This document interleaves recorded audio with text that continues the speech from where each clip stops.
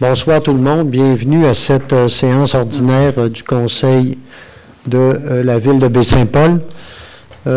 Donc, je vais tout de suite demander à M. Émilien Bouchard, greffier à la Ville, de nous faire la lecture de l'avis de convocation et de l'ordre du jour.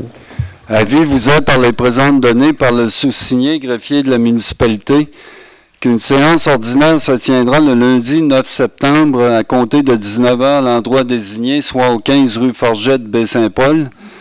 Les sujets traités seront les suivants, à savoir en ouverture de la séance, en B, adoption de l'ordre du jour, en C, lecture au dépôt des minutes, adoption du procès-verbal de la séance extraordinaire du 10 juin, en 2, adoption du procès-verbal de la séance ordinaire du 10 juin 2019 et en 3, adoption du procès-verbal de la séance extraordinaire du 17 juin. En D, règlement, 1. Consultation publique concernant la demande de dérogation mineure portant le numéro D 2019-22 pour le 44 rue Saint-Édouard, suivi s'il y a lieu de son adoption. En 3. Consultation publique concernant la demande de dérogation mineure portant le numéro D 2019-23 pour le 13 rue des Filions, suivi de son adoption s'il y a lieu.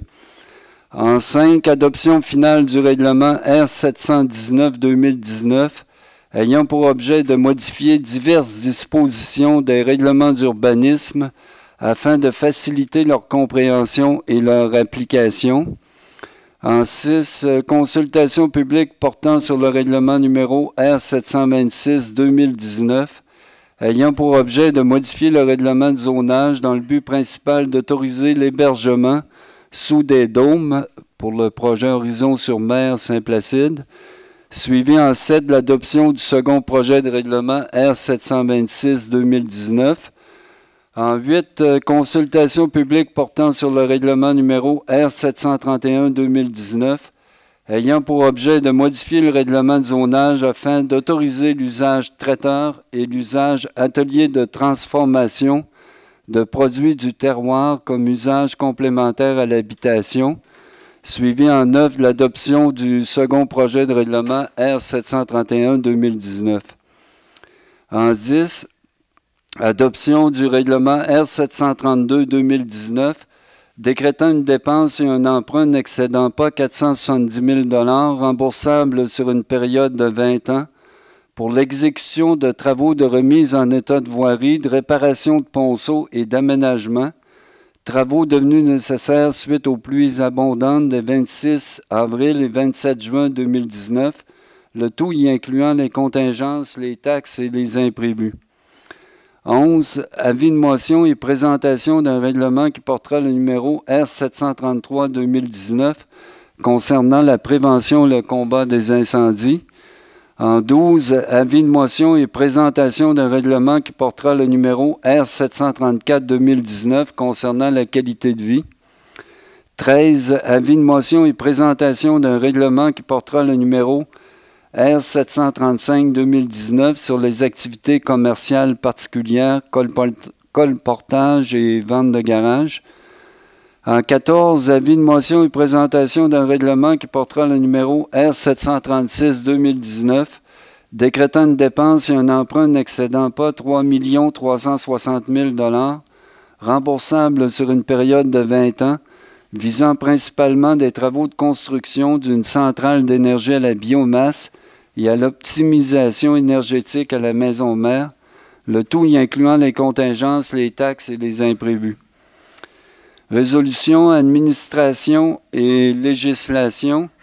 1. Déclaration d'intérêt, modification. 2. Troisième famille syrienne. En 3. Boulevard Raymond Mailloux, cessation. 4. Pierre Tremblay, paiement et non-appel. En 5. Demande de subvention, marché de Noël 2019. En 6. Plantation d'arbres. Sécurité publique, 7 demandes de subvention au programme RECIM pour l'agrandissement de la caserne et le remplacement des portes de garage. En 8, programme sur l'analyse et l'évaluation des incidents. Dans voirie et hygiène du milieu, 9, fourniture de poteaux et panneaux de nom de rue, secteur rural. En 10, projet installation de sacs de sable, ciment à la rivière du Bras du Nord, inondation 2017. 11, budget supplémentaire, ajout de pavés imbriqués, intersection René-Richard et Forgette. 12, réfection 138 par le ministère des Transports, remplacement des conduites par la Ville et réalisation de certains aménagements, entente de collaboration. Loisirs, parcs et culture, 13, fonds de soutien au développement local et régional, fonds éolien, projet 2019, nouveau programme hockey novice. 14, anneaux de glace, demande de subvention dans le cadre fonds de développement du territoire, amélioration de l'offre d'infrastructures et d'équipements de loisirs. Dans l'affaire nouvelle délégation, demandes diverses. 1, le patin libre. En 2, la kermesse, aide financière. En 3, l'éveil charlevoisien, autorisation pour vendre des biscuits sourires.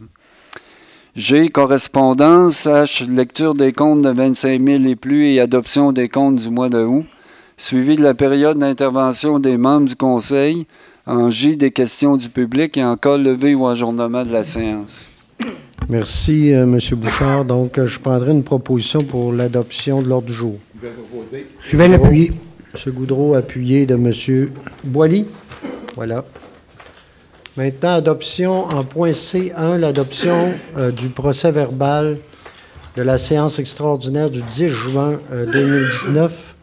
Donc, les membres du Conseil en ont eu copie. Est-ce qu'il y a une proposition? M. Fizette? Je vais le seconder. M. Goudreau, ça va pour tout le monde? Il n'y a pas de questions de suivi ou autre? Non.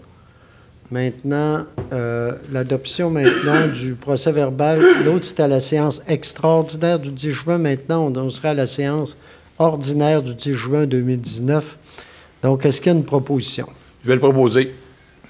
M. Goudreau, c'est appuyé de? Je vais l'appuyer.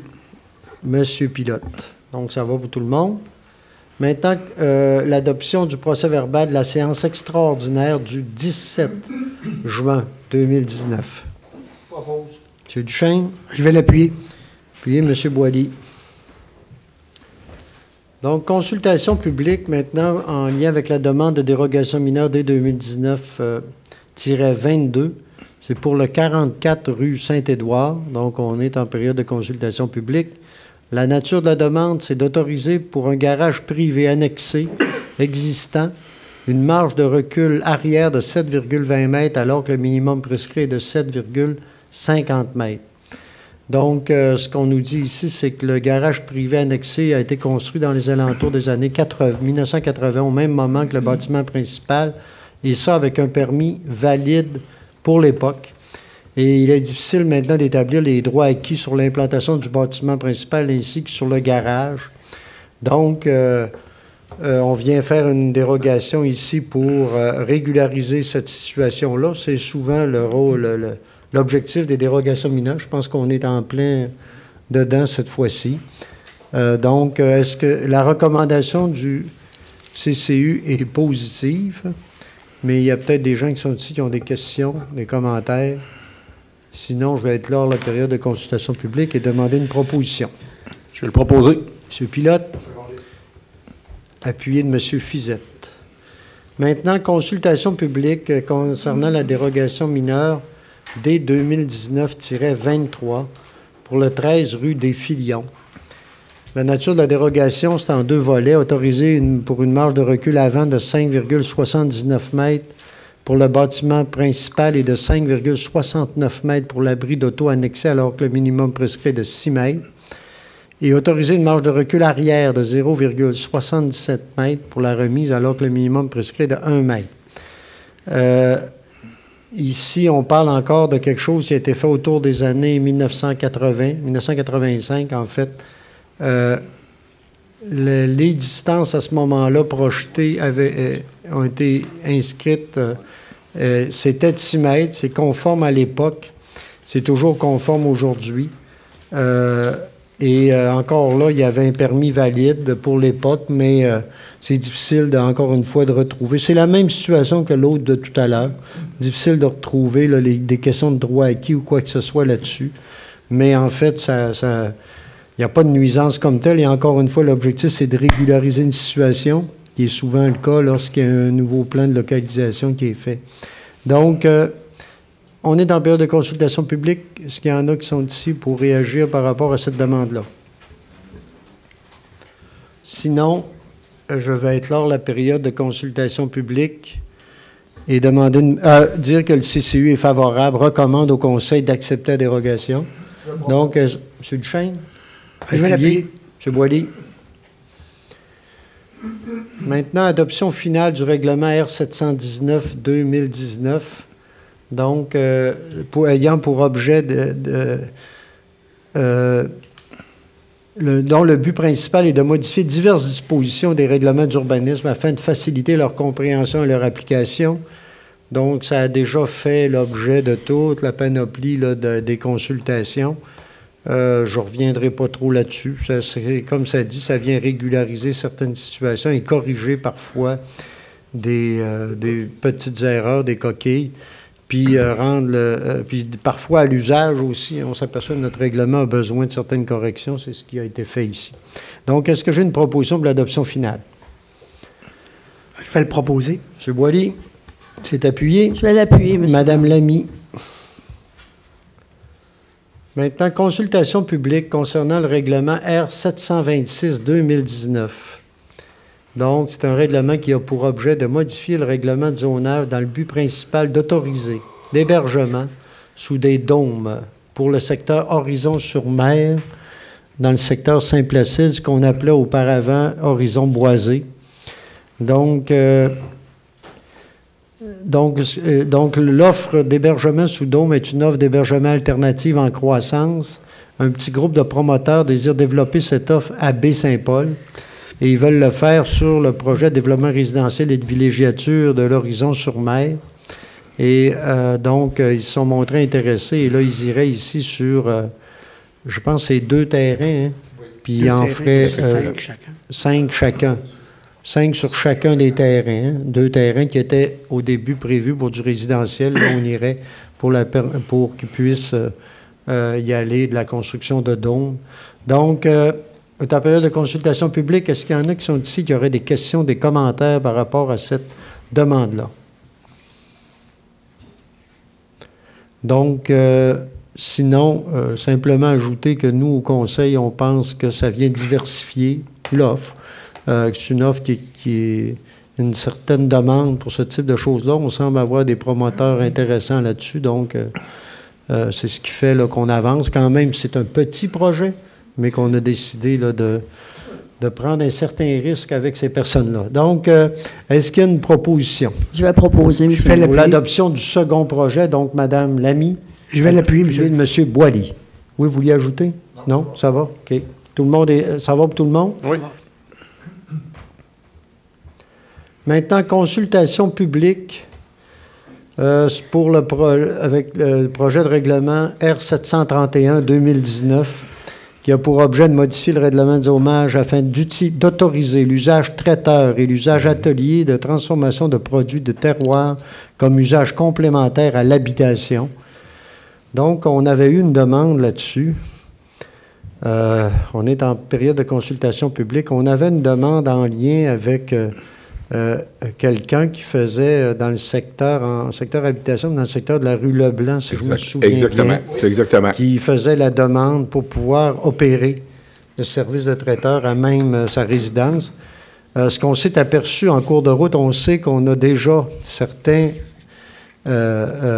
ce type d'opération-là pour d'autres domaines, mais comme traiteur est déjà se fait à certains endroits. Là, finalement, c'est sous certaines conditions, on vient le permettre là, pour l'ensemble du périmètre urbain. Voilà. Et est-ce qu'il y en a qui sont ici qui auraient des questions ou des commentaires en lien avec cette modification réglementaire-là?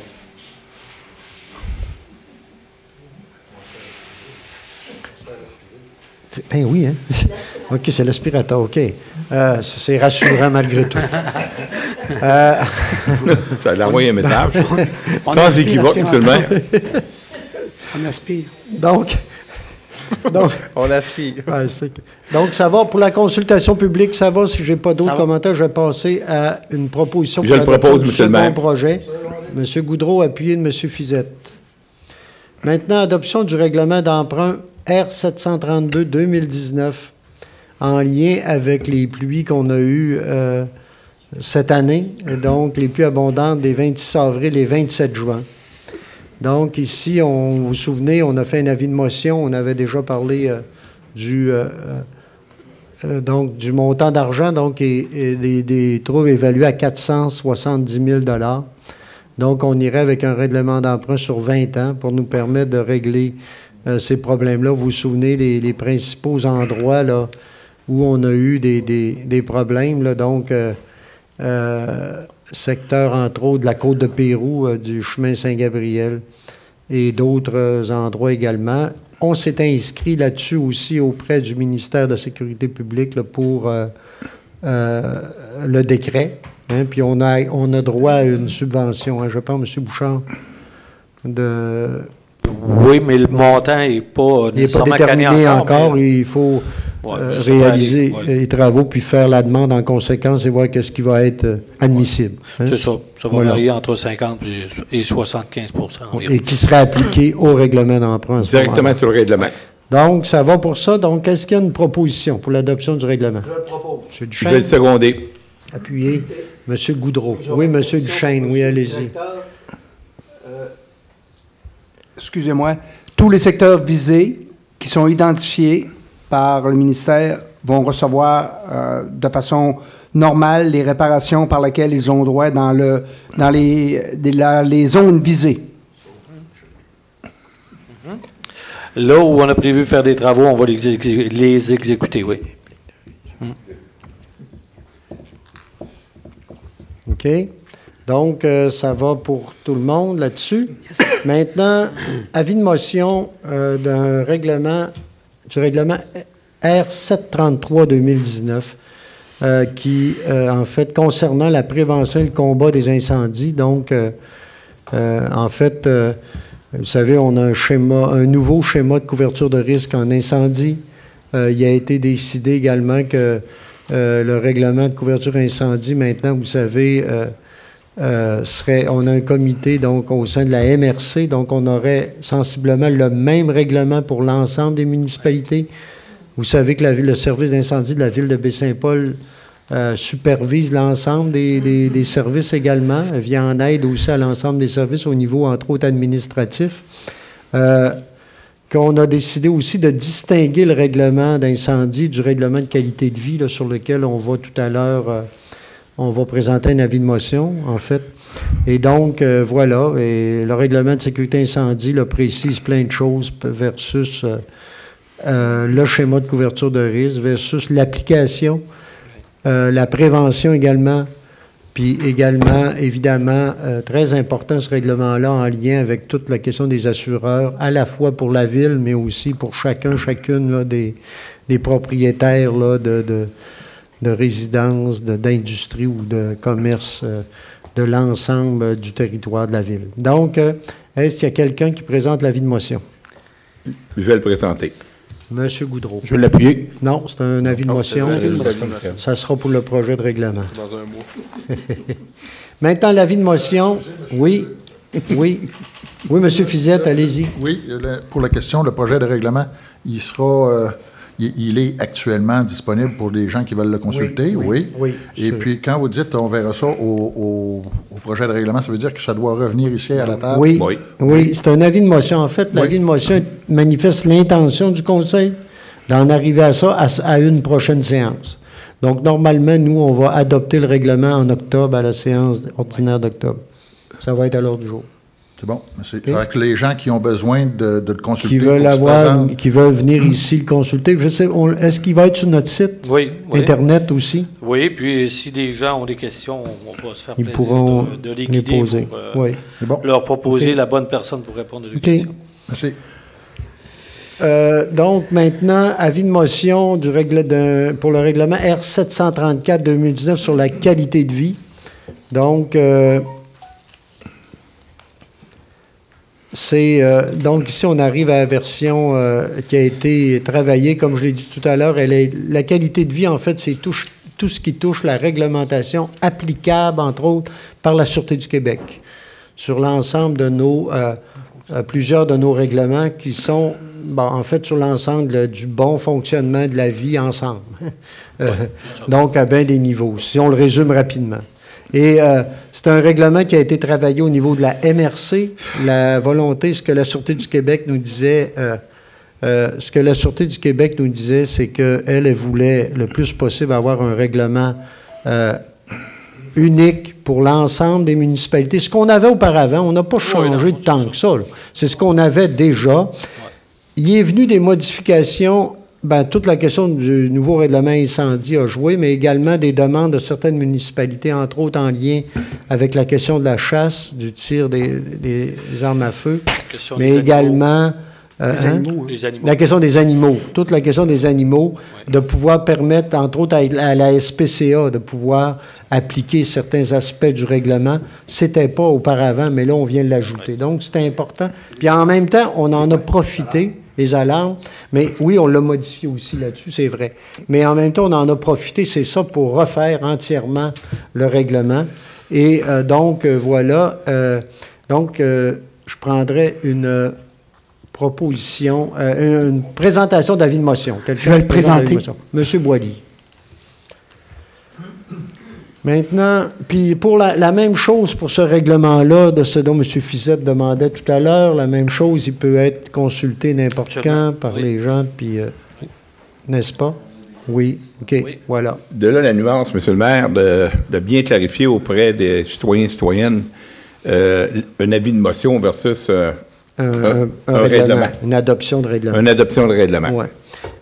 Ce que je voulais ajouter aussi, tantôt, j'ai dit que c'est fait à la MRC, mais la MRC a réuni un comité, puis c'est nous, la Ville de Baie-Saint-Paul, qui avions le mandat de rédiger le règlement. Hein.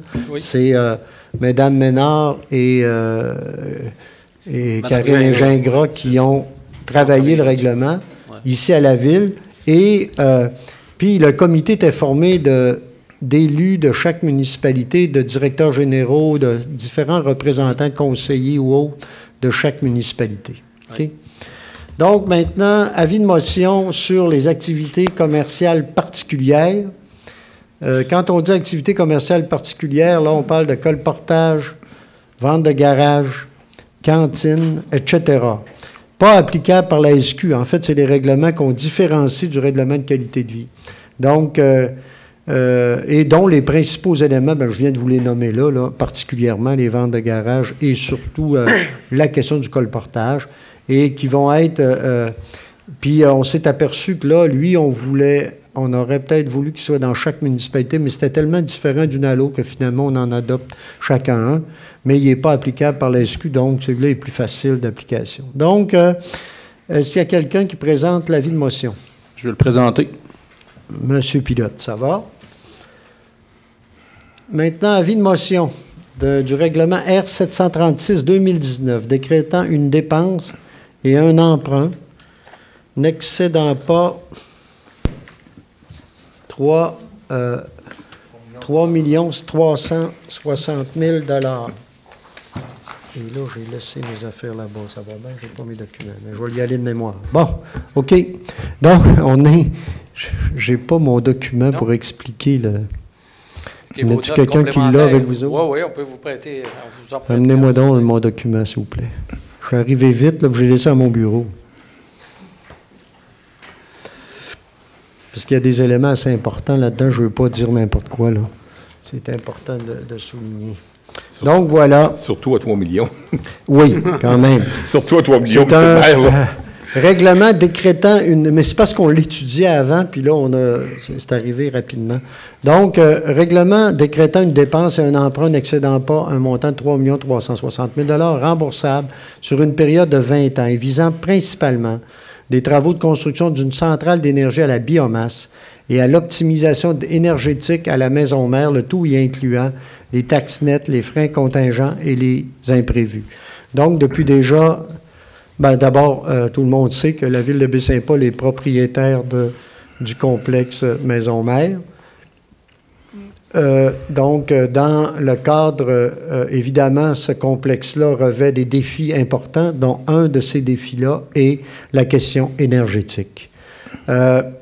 Donc, la démarche, puis vous savez que la ville de Baie-Saint-Paul également est en démarche de développement durable, mise en place donc notamment avec l'agenda 21. La question, ce qu'on s'est aperçu rapidement, c'est que la question de la biomasse devenait quelque chose d'intéressant dans le sens où nous, on peut remplacer par la biomasse, entre autres, le chauffage le chauffage au mazout, qui nous permet d'être plus efficace, mais entre autres d'avoir accès à des subventions en lien avec l'économie au niveau des gaz à effet de serre.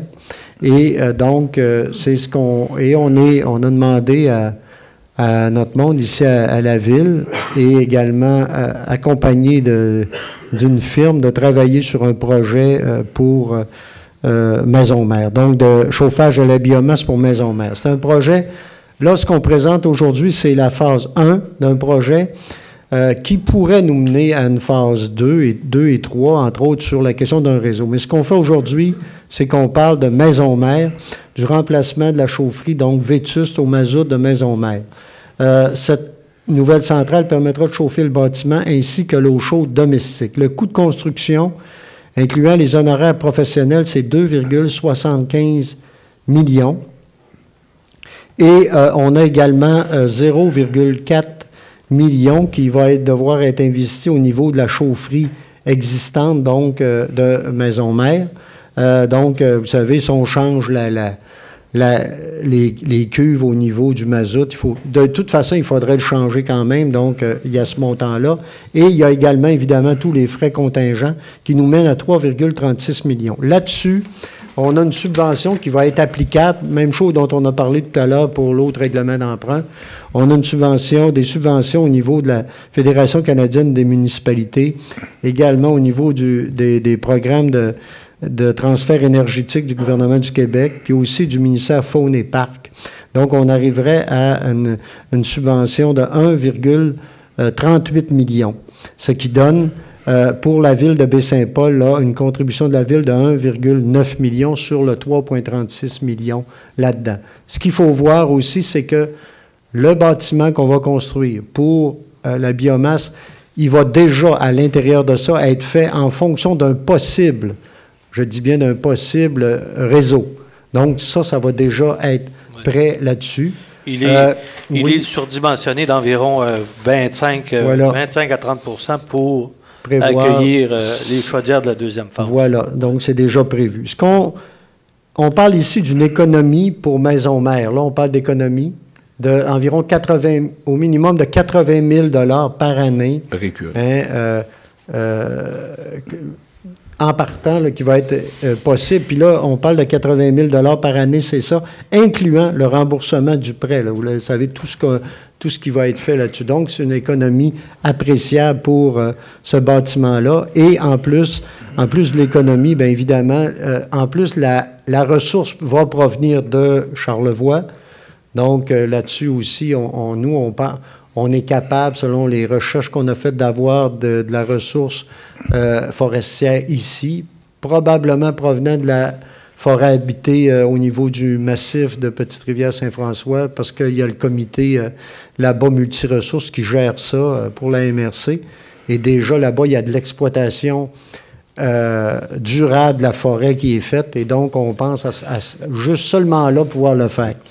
Ce qui est prévu, évidemment, donc voilà, en gros, ce à quoi ça pourrait ressembler. Ce qu'on pense économiser en combustible fossile, donc en mazout, là, une réduction des gaz à effet de serre de 95%, donc de 95 %, ou l'équivalent de 352 tonnes de CO2 équivalent par année en y allant avec ça. C'est ce qui fait qu'on a accès, on l'a annoncé la semaine dernière, là, la fameuse subvention là, c'est 750 000 $ qu'on a de la FCM. Donc, voilà. Puis quand va venir le temps, si on y arrive, parce qu'on a des ententes à faire avec certains bâtiments de Baie-Saint-Paul, si on en arrive au réseau, le réseau va nous permettre non seulement de faire des économies à Maison-Mère, mais ça pourrait nous permettre d'aller chercher certains profits également d'un projet comme celui-là. Mais on continue de le travailler, puis on espère que différentes organisations, les différents services là, avec qui on est en discussion vont embarquer dans un projet comme celui-là qui peut être, nous on le pense, vraiment intéressant. Ce qu'on a prévu, puis là je le dis pour ceux qui nous écoutent aussi, puis on va le publiciser de toute façon, il y aura une séance d'information publique sur le projet de biomasse à Maisons-Mères qui va avoir lieu le 17... Mardi prochain, le 17 septembre à 19h, ici même, à l'Hôtel de Ville. On va faire ça ici, à l'Hôtel de Ville. Donc, une séance où là, il y aura nos experts aussi, puis il y aura, entre autres, l'ingénieur de la Ville, Mathieu Tremblay, qui a beaucoup travaillé sur ce projet-là, qui sera là pour présenter le projet avec nous. La direction générale va être là, d'autres personnes de la Ville aussi. Moi, je vais y être, probablement plusieurs conseillers également. Donc, vous voyez ici, on a une image du bâtiment potentiel là, qui peut être projeté, vous voyez, là, dans le secteur de l'atelier, là, en arrière de Maisons-Mères, de ce qu'on appelle la boulangerie en arrière la boulangerie, de Maisons-Mères. Donc, en gros, voilà l'objectif de ce règlement-ci, qui, on pense, nous, être un pas important vers des économies, puis en même temps vers une vision plus durable de la chose. Évidemment, ce qui va être présenté à la séance d'information aussi, on sait, on peut avoir des questions. Déjà, on en a parlé sur toute la question de, par exemple, ça va amener de la circulation. On parle d'une dizaine de voyages de camions, là. 12 camions. 10 à 12 camions, effectivement, qui pourraient circuler, mais on parle, c'est par mois, ça, hein, en hiver. Et donc, puis on parle également, ça comme possibilité, évidemment, il y a toute la question aussi de certaines, au niveau de la fumée, de certaines émanations, on va avoir des réponses aussi là-dessus. Il y a des possibilités que ça soit minime, mais on continue de faire des analyses, puis on va avoir des réponses à donner sur ces éléments-là. Donc voilà, en gros. Est-ce qu'il y a quelqu'un qui présente l'avis de motion? Sinon, je vais le présenter. Monsieur le maire. Oui. Non, mais là, y a-tu quelqu'un qui présente l'avis de motion? Ben, vous l'avez présenté, là? Non, bien, j'ai dit oui, parce qu'il n'y avait personne qui le présentait. Qui le présente? Oui. Monsieur Pilote, c'est beau. Oui.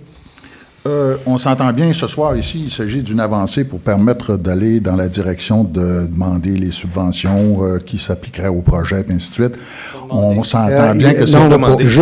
Monsieur Fizet, juste dire qu'elles sont demandées et elles sont même accordées. Okay. Les subventions dont on parle ici, elles sont accordées. La question du 750 000 $, il est accordé. L'autre question du presque 1,1 million, elle est accordée dès qu'il y a il y a une partie de là qui va être applicable à ce projet-là. Le reste, le jour où il y a un réseau, elle va être appliquée sur l'ensemble du projet. C'est bon. Puis il reste Faune et Parc qui n'est pas assuré, mais à 90 % ou à peu près. Mais on s'entend bien que là, c'est pas la mise en marché parce qu'on n'a pas toutes nos réponses. Là, OK? On s'entend bien là-dessus aussi. Non, on a toutes nos réponses pour les subventions. Non, c'est tel que je viens de vous le dire. Les subventions, oui, j'entends bien ça, là, mais il y a d'autres choses, là, comme vous parliez tout à l'heure, la question des fumées, la question des on va avoir les réponses mardi, pas de problème. C'est bon. Merci. OK. Moi, comme monsieur le maire, par rapport à l'avis de motion, on a 3 ou 4 avis de motion ce soir. De là, la distinction de faire la différence entre un avis de motion et puis un projet de règlement. Je ne cacherai pas que ce matin, si ça avait été un projet de règlement, en séance d'études, j'ai dit j'aurais voté contre. Puis je m'en cache pas. Parce qu'il y a encore quelques réponses et des réponses, bien que le projet soit louable, il y a des réponses pour moi qui sont pas arrivées encore. Et puis, comme vous dites, on va les avoir mardi prochain. J'espère qu'on va les avoir. Et puis, les sceptiques seront confondus, mais en attendant, là, je peux dire une chose, que j'étais un des premiers à supporter le projet. Mais maintenant qu'on va aller en consultation publique, pour moi, d'aller mettre une grosse fournaise, là, un gros poêle au bois là, dans le centre-ville, ça me questionne. Ça me questionnait. Et puis, c'est drôle, mais c'est dans mon secteur. On travaille tout pour la ville, mais c'est mon secteur. Puis, je me suis fait interpeller. Et puis, jusqu'à temps qu'on nous confirme qu'il y a une séance publique d'information, j'étais pas sceptique, mais j'étais préoccupé. J'entends ce que les électeurs et électrices disent. C'est pour ça que ce matin, j'ai manifesté clairement en séance d'études que j'avais certaines réserves tant qu'au projet. Oui, moi, j'avoue trouver réducteur un peu un gros poêle au bois. On a vu tant là, on voit ce qu'il y a là, puis mais la biomasse, non, mais la biomasse maintenant là, je pense que là, de toute façon, on va le présenter, mais ça va plus loin là qu'un gros poêle au bois là. Là-dessus, je pense. En tout cas, là, je pense qu'il faut faire attention là, à trop réduire là, les choses non plus. Oui. L'autre, M. Duchesne. Moi, j'aurais juste mentionné, et je l'ai partagé au Conseil. Vous connaissez mon idéologie par rapport au réseau. Pour moi, j'associe le projet biomasse au réseau biomasse. Et dans l'éventualité où, oui, on va avoir l'information, mais quand on va passer au règlement, si pour le réseau, il n'y a pas de partenaire, vous connaissez ma position. Et je vais le dire au Conseil, et je vais le dire aux contribuables également. Je ne suis pas sûr que je vais aller dans un règlement d'emprunt de cet ordre-là, parce que je veux des attachements pour que le réseau soit un bénéfice, un plus-value, pour avoir des ristournes au niveau du rendement que cela va générer et qui va nous permettre de rentabiliser plus efficacement le projet. Là, on ne fait pas le débat. C'est un avis de motion. Oh, c'est un avis de motion. Mais je veux quand même réagir là encore, dire que là, on parle de la phase 1 du projet, qu'il pourrait y avoir une phase 2, il va y avoir des discussions effectivement, mais là, on parle toujours au départ de la phase 1, qui implique, puis là, il ne faut pas oublier, non plus des économies substantielles au niveau maison-mère. Et ça, je le rappelle, il faut faire attention de trop d'aller dans tous les sens avec ça. Merci. Oui, M. Pilote. Oui, c'est ça. Moi, je trouve que le projet biomasse, c'est quand même une belle opportunité aussi là, pour la ville. On sait que Maison-Mère, de toute façon, moi, ça fait à peu près là, comme deux autres personnes ici qu'on est arrivé. Ça va faire 2 ans là, dans quelques semaines qu'on est assis ici. Quand on est arrivé, ben c'est sûr qu'il y avait un projet qui venait d'être ficelé par l'ancienne administration, qui est le projet Maison-Mère. Nous, ce qu'on peut faire, c'est de souhaiter et de travailler fort pour que ce projet-là réussisse. Et on n'a pas le choix. Il faut tout converger vers cet esprit-là. Le projet de biomasse, c'est quand même quelque chose qu'on voit qui est une énergie propre, qui s'inscrit, je crois, dans notre démarche de développement durable. Et on sait que le système de chauffage de maison-mère a besoin d'investissement, puisque c'est un système qui a atteint pratiquement sa durée de vie utile. C'est quoi, je pense, c'est 400 quelques mille dollars par année en frais de chauffage. Donc, c'est quand même pas un poste de dépense qui se veut négligeable. On n'a pas le choix de travailler pour réduire ce poste de dépense-là.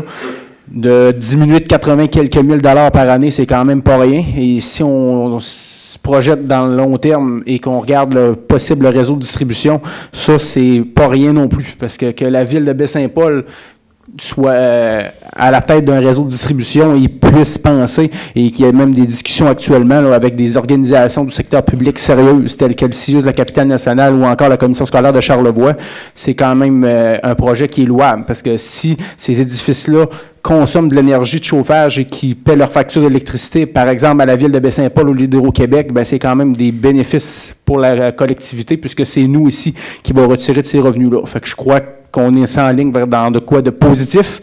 Il y a des questions, effectivement, qui demeurent sur certaines particularités qui devraient donner des réponses dans les prochains jours et d'ici la semaine prochaine. Je crois que c'est important d'avoir également les compléments d'information, mais je crois que ce projet-là se veut quand même bénéfique dans toute la grande aventure maison-mère. C'est tout. Merci. Donc, il y aura il y aura une séance d'information le 17 et normalement un projet là, de règlement qui sera présenté à la séance d'octobre prochain. Monsieur le maire? Oui, Madame Lamy. D'insister auprès de la population de vous rendre à cette séance d'information. Oui. Moi, je ne veux pas faire de commentaires sur le fond. J'ai moi-même d'autres questions et d'autres réserves, mais je ne pense pas que c'est le lieu ni le moment ce soir. Mais je pense que ce qui est important, c'est que les citoyens et les citoyennes de Baie-Saint-Paul soient là pour à la fois être informés de ce projet-là et aussi pour poser leurs questions et leurs objections s'ils en ont, parce que c'est un projet conséquent qui engage l'avenir et qui engage aussi nos taxes, et donc qui concerne tout le monde. Alors moi, j'insiste, Monsieur le maire, vous l'avez dit, mais j'insiste sur l'importance pour les citoyens et citoyennes de venir à cette consultation, à cette séance d'information. J'insiste également, mais moi, je pense, oui, il y a des gens qui vont avoir des objections, mais je suis convaincu qu'il y a des gens qui vont venir nous dire que c'est bon, puis que ça vaut la peine. Maintenant, on est dans déclaration d'intérêt, modification, donc en E1. C'est moi qui dépose. Oui, c'est déposé par M. Goudreau aussi. C'est moi qui dépose, M. le greffier. Oui. C'est beau. C'est déposé? Oui. OK. Je vais vous le remettre tantôt. OK. Maintenant, accueil d'une troisième... Bien, vous savez que les déclarations d'intérêt, c'est ce qu'on doit faire à chaque année au greffe ici, à la ville de Baie-Saint-Paul. Les élus doivent déclarer des intérêts et il y aurait... M. Goudreau, là, vient déposer une modification dans sa déclaration. Donc, c'est une formalité, mais importante. Voilà. Maintenant, accueil d'une troisième famille de réfugiés syriens. Donc, on a eu ici une demande, vous savez, et là, d'ailleurs, je salue Mme Ouki qui est avec nous aujourd'hui, ce soir, ici, qui est responsable du comité d'accueil des familles syriennes. Je suis correct, responsable du comité? Je suis correct, là? Oui. Coordonnatrice, bon. Et qui travaille là-dessus depuis maintenant 3 ans? 4 déjà? Fin bout. Et donc, et vous savez, vous avez entendu parler donc déjà j'oserais dire du succès de l'accueil de nos 2 familles syriennes qui sont ici maintenant depuis un petit bout. Et je pense que tout le monde je pense que on peut dire que c'est un succès à date, là, ce qui s'est fait. Donc, on sait qu'il s'en vient aussi une 3e famille. Bientôt, on parle de septembre, d'ici fin septembre. Oui, 25 septembre. Et donc, à ce sujet-là, le comité fait... vous savez, déjà, la Ville, on collabore. On a collaboré à différents niveaux. Et là, on nous fait une demande d'ordre financier. Et ce que la Ville a la proposition qu'on va faire ce soir, c'est d'y aller pour une aide de 1 000 pour la continuité donc, de la collaboration avec l'accueil des familles syriennes. On sait que c'est quand même avec ces 5 personnes qui s'en viennent encore et à date, ça va faire 14 ou 15 personnes, 15 nouvelles personnes qui vont être à Baie-Saint-Paul. Ça mérite d'être souligné. Et je pense que c'est important. Puis on parle ici d'un projet humanitaire. Hein? C'est un projet humanitaire. Ces personnes-là sont dans des conditions là-bas. Imaginez la dernière famille qu'on accueille, là. Ça fait combien d'années qu'elle est en attente? Au moins 3 ans. Au moins 3 ans qu'ils attendent. Dans une situation assez précaire. C'est des situations très précaires et c'est important pour nous, je pense, et moi je veux saluer le travail de l'équipe, tout le comité, là, et je pense en plus cette famille-là va être parrainée. Je pense, Mme Lamy, vous êtes une des marraines? Ainsi que Mme... Vous êtes les 2 marraines de cette famille-là? Marraine, cette fois-là. Et donc, et c'est ça, la Ville irait là, pour un montant de 1 000 $. Évidemment, il y avait des demandes plus importantes. C'est suite à différentes discussions sur une décision qui est prise. Ce qu'on dit, nous, à la Ville aussi, il y a de l'aide technique qu'on peut peut-être donner. Il y a peut-être plein de choses auxquelles on peut participer, là, qui peuvent aussi aider à ce niveau-là. Mais on irait de cette manière-là cette fois-ci. Donc, est-ce que j'ai une proposition? Je vais proposer, M. le maire, Madame en Lamy. ajoutant, parce que quand vous parlez d'aide technique, on peut peut-être spécifier que, notamment, ce que le comité souhaite que le conseil continue, c'est la collaboration là, du service des finances pour gérer et émettre les dons, parce que c'est très important, parce que si on a des donateurs, il faut qu'ils puissent puis en même temps, recevoir on peut un reçu. inviter des donateurs en même temps. Oui, dire qu'il y a encore place à de la donation. C'est très important, ça. On invite des gens à le faire. Ce serait vraiment apprécié. Puis je rappelle, c'est vraiment une situation humanitaire et je pense que c'est un gros test pour nous comme accueil. Hein, on parle, et déjà, on a passé le test, mais on peut aller, je pense qu'on peut faire encore mieux. Absolument. Voilà. Oui, et d'autres choses, vous disiez, Mme Lamy? Je voulais juste spécifier pour être sûr qu'on renouvelle ça, c'est clair. ce mandat. Pour moi, c'est clair. Donc, je vais l'appuyer. Mme Lamy, c'est appuyé M. Goudreau? Oui. C'est à la Ville, déjà, pour la donation. Oui, peuvent le faire et nous, on peut émettre des reçus. C'est ça. C'est-à-dire ce qu'on a fait, c'est la Ville émet un reçu pour des dons de 50 $ et plus. Oui. Et donc, la personne qui veut donner fait un chèque au nom de la Ville de Baie-Saint-Paul, puis indique que c'est pour les accueil des réfugiés. Voilà. Et la Ville, à son tour, elle émet un reçu pour 50 $ et plus, si on veut, bien sûr. Ah oui. Ça va pour ça? J'ai un petit commentaire. Oui, monsieur Pilote. Juste pour clarifier, peut-être Mme Lamy connaît plus ce dossier que moi, là, elle serait peut-être plus en mesure d'aller à ça, mais je crois que c'est important de mentionner aussi que les gens qui sont arrivés ici, ils travaillent puis ils sont intégrés là, bien au niveau de la collectivité.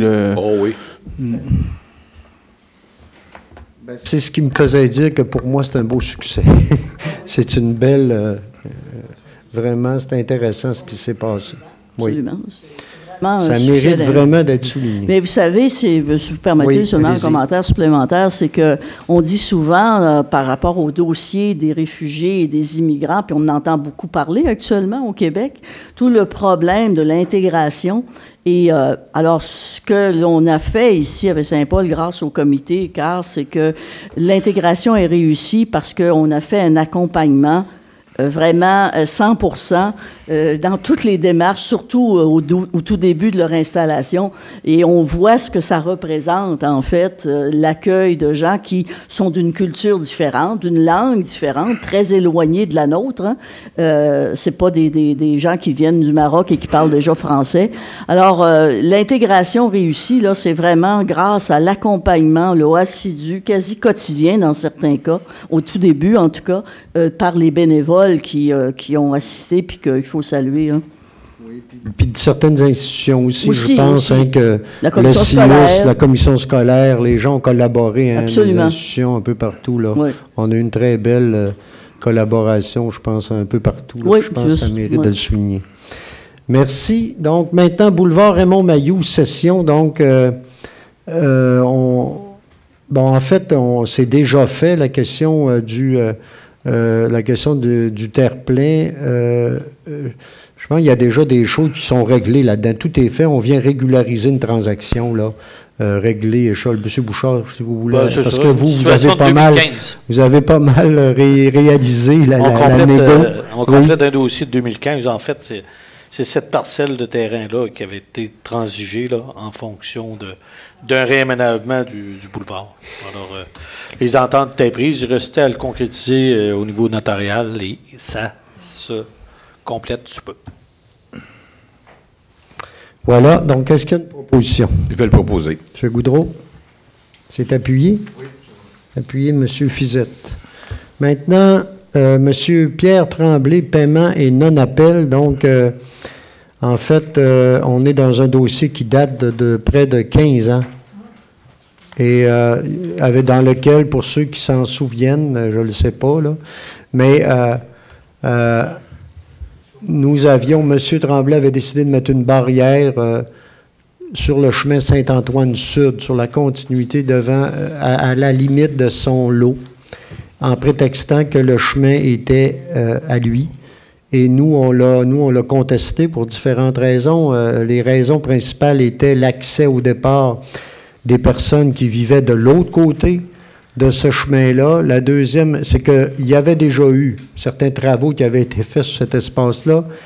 On prétextait aussi qu'il y avait l'accès aux autres personnes. Puis nous, on avait un projet pour continuer le sentier transcanadien également. Par contre, M. Tremblay a démontré que c'était bien à lui. Ça, en tout cas, dans la cour, on nous a démontré que c'était bien à lui, mais nous, on a décidé de l'exproprier. Et finalement, on règle aujourd'hui le coût de l'expropriation. Donc, le chemin va être à nous maintenant. Mais pour, en fait, l'indemnité d'expropriation qui a été décrétée par un juge de la Cour d'expropriation. C'est tout ça, la Cour supérieure? C'est le tribunal d'expropriation. Ouais. Donc, c'est un tribunal administratif. Oui, c'est ça, mais qui est saisi des causes. Sauf qu'il est décisionnel, et on aurait pu aller en appel le délai est passé, mais on avait déjà décidé, sauf pour certaines personnes qui vont le dire s'ils veulent, de ne pas aller en appel de ce jugement-là. Donc, l'indemnité serait de, si je regarde ça, 217 000... Hein? Non, 225 537 et 2 sous. 225 537 et 2 sous. Effectivement, voilà l'indemnité pour ce chemin-là. Par contre, ce qu'il faut voir, c'est que il y avait eu déjà de discussion pour une voie de contournement. Et elle nous aurait coûté plus cher que le 200, que ce qu'on a là. Je veux pas être... Je sais que c'est décevant. Mettons qu'on est toujours déçus des résultats. C'est rare qu'on ait été très heureux des résultats des tribunaux d'expropriation. Mais voilà, donc on doit, nous, qu'on va payer à même notre surplus, donc un montant de 225 000 et quelques dollars. Donc, est-ce qu'il y a une proposition pour appliquer le jugement d'expropriation? On n'a pas le choix, c'est la loi.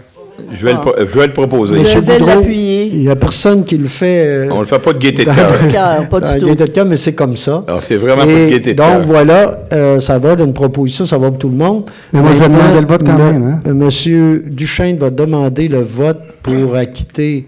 Oui. Mais je rappelle que c'est une décision de la Cour. De la Cour qu'on doit faire. Mais voilà, vous demandez le vote, M. Duchesne. Je l'ai toujours mentionné au Conseil. Oui, je sais.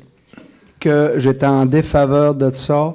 Je sais que les délais sont expirés également, mais je tiens à mentionner que dans ce dossier-là, M. Pierre Tremblay va avoir un plus-value de sa propriété parce que le chemin va scinder en deux sa terre et qu'il va pouvoir lotir ou construire des bâtiments de chacun des côtés.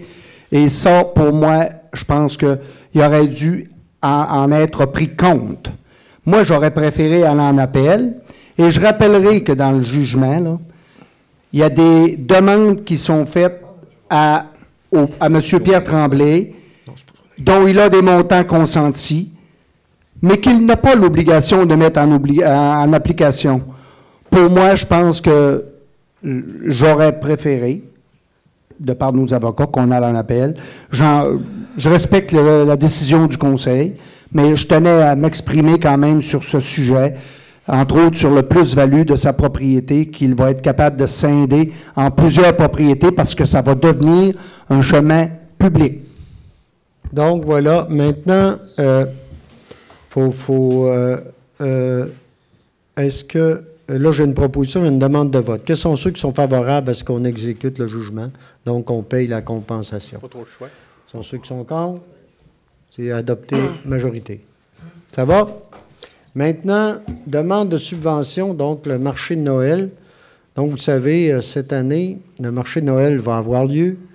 On parle ici... Donc, il va avoir lieu le 29, la fin de semaine 29, 30 novembre et 1er décembre et les fins de semaine du 6, 7 et 8 décembre, de 10h à 16h et les soirées, là, c'est de 18h à 21h.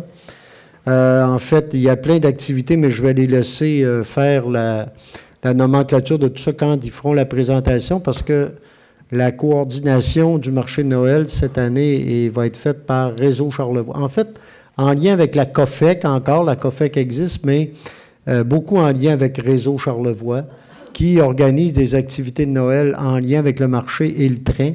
Mais pour nous, là, c'est important que l'activité de marché de Noël demeure. Donc, c'est une belle activité. Et ce qu'on a décidé ce matin, c'est qu'on irait pour les demandes qu'il y a là, mais on irait à 20 000 $ en argent, plus... Et les autres demandes là, qui nous sont faites à ce niveau-là. Donc, est-ce qu'il y a une proposition? Je vais le proposer. M. Goudreau, est-ce que c'est appuyé? Moi, je vais l'appuyer. Et M. Duchesne. Tout en mentionnant que je pense que c'était toujours dans la mentalité du Conseil. On avait deux activités qui se tenaient en automne et une principalement en hiver. Et comme Rêve d'automne n'est pas revenu depuis 2 ans, il était de la prérogative du Conseil, je crois, que de garder au moins une activité de cet ordre-là, qui est importante quand même pour les gens de notre communauté et des visiteurs qui viennent dans Charlevoix et particulièrement de Saint-Paul.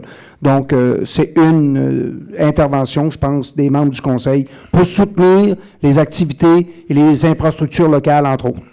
Et ça devient un événement intéressant en lien avec Réseau qui peut organiser des activités de train, qui peut le vendre autour de ça. Donc, ça devient une belle activité, effectivement. Puis, ce qu'on peut ajouter, c'est qu'on avait, nous, dit, oui, nous, on est prêts, mais on ne veut pas assumer la coordination. On veut que la coordination, on voulait qu'il y ait une organisation à quelque part qui se présente pour le faire. On en a une. Donc là, je pense que c'est important de collaborer. Pour ce qui est de la deuxième activité dont vous parliez, M. Duchesne, là, je veux pas... là, on parle du marché de Noël, mais simplement dire que déjà, là, moi, j'ai pu voir certains croquis d'un prochain événement qui pourrait remplacer Rêve d'automne. Il y a déjà des choses là, qui vont bientôt être présentées au milieu, qui pourraient être un autre événement, mais il y a déjà des choses là, qui vont nous arriver bientôt. OK? Ça va pour ça. Maintenant, plantation. Monsieur le maire, permettez. Oui, monsieur Boily. C'est vrai, vous êtes à COFEC, vous? Oui, à COFEC, effectivement. Oui. Mais une question purement technique. Le montant qu'on a alloué, c'est combien déjà? Hein? 20 000. 20 000, OK. Il était prévu au budget, monsieur le maire. Oui. C'est beau? Parfait, merci. Oui, monsieur Fizette. Oui, bien que moi, je suis favorable également.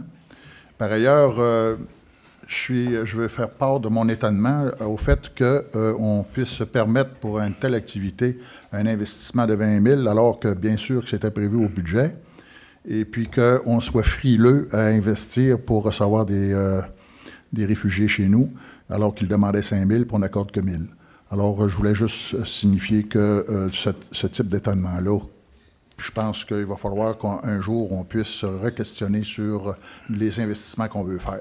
Parce qu'on sait que nous autres, on veut des jeunes familles, on veut des entreprises chez nous, donc il faut quand même prévoir des démarches en conséquence, puis des investissements en conséquence. Merci. Mais le marché de Noël va être une belle activité d'intégration. Monsieur Fortin? Oui. Monsieur Fortin, vous me permettrez de dire qu'à titre de précision, ces débats-là, on les a faits entre nous de façon conviviale, chaleureuse, et en étant respectueux des uns des autres. Moi, je pense que d'amener un parallèle de cet ordre-là à la table ici est peu approprié pour ma part. C'est beau. Maintenant, donc voilà, pour ce qui est du marché de Noël, ça va. Maintenant, on sera au point E6, qui est la plantation d'arbres. Donc, dans le cadre de notre plan de réduction de gaz à effet de serre, l'action de compenser les gaz à effet de serre produits par les élus pour les séances d'études et publiques, ça, c'est une idée qui a été amenée par Mme Lamy. Donc, pour ce faire, il faut planter un arbre moyen par année. Donc, c'est une belle idée, mais ça va prendre du temps avant de paraître. Donc, on va prendre l'avance pour les 40 prochaines années. Donc, on prendrait de l'avance, voilà. Il y a une évaluation de la santé des arbres de l'allée. En fait, pour prendre de l'avance, c'est qu'on est, on est à évaluer la santé des arbres de ce qu'on appelle le chemin des Sœurs. Hein. Ça a été réalisé en 2019 par notre service d'embellissement. Ce qu'on considère, c'est qu'il y a peut-être 48 arbres qui seraient malades et qui seraient à remplacer. Évidemment, là, on va en planter. On n'enlèvera pas tous les arbres qu'il y a là. On pourrait planter 48 arbres, donc on calcule des érables argentés. Et il y aurait du temps pour faire ça. Puis on aurait 4 bancs de bois. On sait, il y a des bancs qui ont déjà été installés entre les arbres, là-bas, sous les arbres. Il y en a qui sont peut-être dans un état plus ou moins intéressant. Et puis il y en aurait ajouté, donc il y en aurait 4. Donc on irait ici là, pour un investissement pour la plantation de ces arbres et la fabrication des bancs. Là, ce serait un montant de 10 000 là, qui serait affecté à ça. Donc, est-ce qu'il y a une proposition? Je vais proposer. Madame Lamy. Je vais le seconder, M. le maire. Et M. Goudreau. Seconde. M. le maire, je veux juste valider ce que vous avez mentionné, que les arbres seraient plantés dans le chemin des Sœurs. Oui. Excusez. OK. Oui. Monsieur, oui, vous avez fait allusion, oui, vous avez fait allusion que les arbres actuels sont malades. Ils ne seraient pas tous remplacés immédiatement, j'en conviens. Non. Mais est-ce que cette maladie-là est contagieuse ou pas? Non. Non, contagieuse. C'est beaucoup le vieillissement. Quand on parle, c'est que c'est des vieux arbres. Et le type d'arbres, apparemment, avec leur système de racines, tout ça, là, ils ont un peu plus de difficultés compte tenu du type de sol. Là, ce qu'on va mettre, ça va être plus facile. Ouais. Donc, ce qui va être ajouté ne sera pas affecté par la maladie des arbres qui sont là présentement. Merci. Ils ne sont pas malades. Ils sont pas malades, ils sont juste vieux. Ils sont trop vieux. C'est pas de maladie, vieillir. C'est pas de maladie, ça, là. Certains d'entre nous. Comment c'est pas de maladie? L'espèce vit plus difficilement un petit peu dans ce genre de conditions. OK, c'est bon. OK, merci. Ça va. Et là-dessus, ça va maintenant. Parce que, M. le maire, permettez? Oui. Juste à titre, pas d'exemple, mais de la serre, l'érable argenté, il y a une racine assez envahissante, OK? Ça, donc, il vit assez solide. Ouais. C'est bon.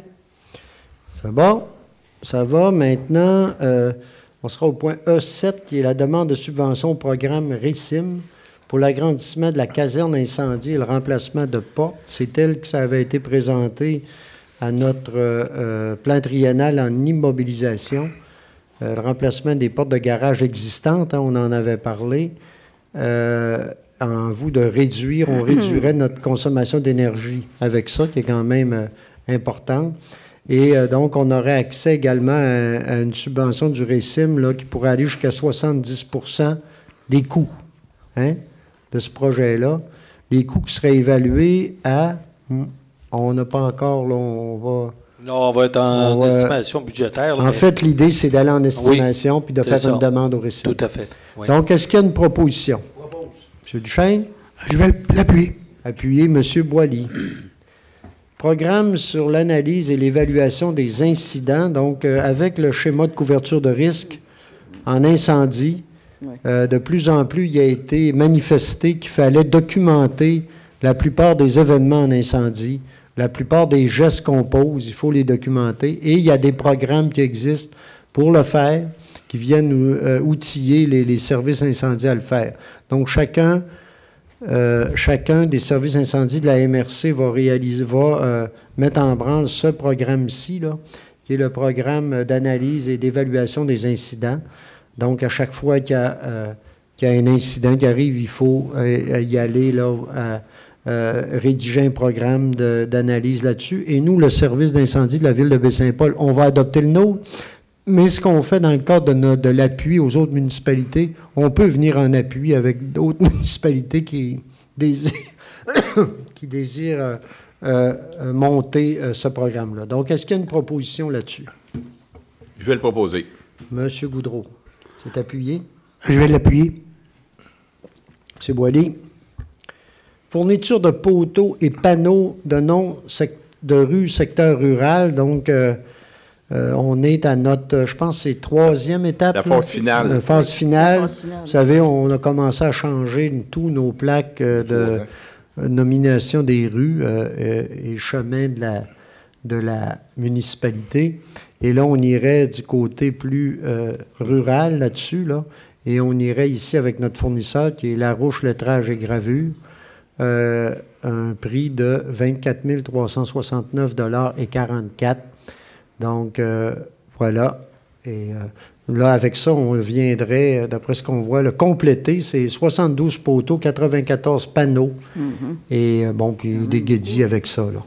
Donc, c'est un montant de 25 600 $ qui serait prêt à même le fonds de roulement, donc sur 5 ans. Est-ce qu'il y a une proposition? Je suis heureux d'en faire la proposition, M. le maire. Goudreau, oui. Et tellement heureuse de la seconder. Madame Lamy, avec plus d'enthousiasme. Et je vais dire que moi, j'en suis ébahi.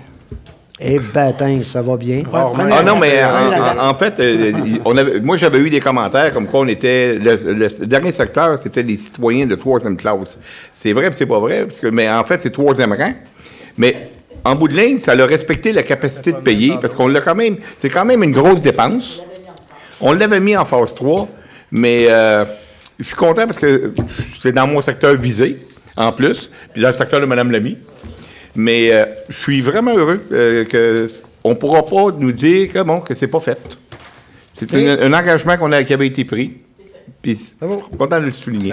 C'est beau. Merci bien. Oui, monsieur Fizette. Oui, ce matin, quand on a discuté, on a fait allusion à la question de la racine des mots, des noms de rues. Puis, il y a eu comme une discussion à l'effet que le service de communication de la ville verrait à étudier comment ça serait chose possible d'ouvrir un site avec toute la racine des noms de rues. C'est parce qu'il y a des citoyens qui demandaient. On va étudier ça, M. Fizette, pour appliquer quelque chose sur notre site Web, là où les gens pourront aller consulter l'origine des noms de rue. Alors, effectivement, on va regarder ça et ça devrait se faire dans les prochains mois. Oui, non, il n'y a pas d'urgence non plus, là. Non. Ouais. C'est seulement pour confirmer qu'effectivement, on en prend bonne note. Voilà, ça va là-dessus. Maintenant, au point E10, projet d'installation de sacs, sable, ciment, inondation 2017. C'est un projet qui a déjà été réalisé au niveau Rivière-du-Bras du Nord-Ouest, dans le secteur, je crois, surtout dans le secteur près de la rue Boulevard Mayou, là, le secteur de l'école, derrière l'école, dans ce coin-là. Là. Et là, c'est la retenue, puis on vient compléter les travaux. Oui, hein. oui. On paie... c'est seulement là, une transaction. Là, même le règlement d'emprunt là-dessus, 10 408,8, c'est ça? Oui. Donc, une proposition? Propose. M. Duchesne, appuyé de M. Boily. Budget supplémentaire, ajout de pavé imbriqué, intersection René-Richard-Forget. Là, M. Bouchard va peut-être avoir besoin de votre aide là-dessus. En fait, vous savez, suivi plus près que moi. Avec les travaux qu'on est à réaliser au niveau du feu de circulation, il y a des traverses piétonnes qu'on va réaliser avec de l'interbloc. Oui. Alors, c'est ce qu'on demande parce que ce n'était pas prévu à l'intérieur du projet. Mais voilà, comme on est sur le site, oui. On pense qu'il y a une opportunité, une fenêtre qui s'ouvre pour le réaliser. Alors, c'est des travaux d'autour de 50 000 $. Ça comprend aussi un petit bout de trottoir, des choses comme ça. Mais pour que le secteur soit quand même mis à niveau, ouais, puis uniforme. En fait, qu'il y ait des liens aussi avec ce qu'on a fait dans tout le secteur du développement René Richard. Voilà, donc là, on dit un montant ici de 60 600, là, incluant toutes ces petites... compléter vraiment les travaux, à même le règlement parapluie. Deux règlements parapluie, je crois. Ah. Monsieur le maire, une petite question. Oui. Par rapport à ça, M. Bouchard, est-ce que les lumières vont être changées également par le fait même? Okay. Oui, tout à fait. L'alignement, alors, on va avoir vraiment un feu de circulation. Parfait. Oui. À la jonction sortie. Près de la bibliothèque. 132. Près de la bibliothèque. Non. On parle ici sur Forgette et sortie René Richard. Oui, c'est ça. À cette croisée-ci, ou la bibliothèque, là. Donc, maintenant, on arrive à E12, réfection 138 par le... Il manquerait un proposeur, M. le maire. Ah, j'ai pas eu de proposeur là-dessus. Je vais le proposer, M. le maire. M. Goudreau, est-ce que c'est appuyé? Je vais l'appuyer. Appuyer, M. Boily, excusez-moi. OK. Oui. Des fois, il faut être amené à l'ordre. Donc, maintenant, E12, réfection 138 par le MTQ. Donc, vous vous souvenez, puis là, M. Bouchard, je vais vous laisser la parole parce que je sais que vous avez eu les dernières discussions là-dessus, mais simplement, pour introduire le point, c'est que le ministère des Transports nous a, au printemps, là, cette année, nous a interpellés parce qu'ils veulent refaire la couche, l'asphalte et les chauds d'égouts là, dans ce coin-là, je pense. Là, en fait, surtout l'asphalte. Oui. Entre la Rivière-du-Bras et le ruisseau Michel, en gros, dont l'espace commercial de la route 138.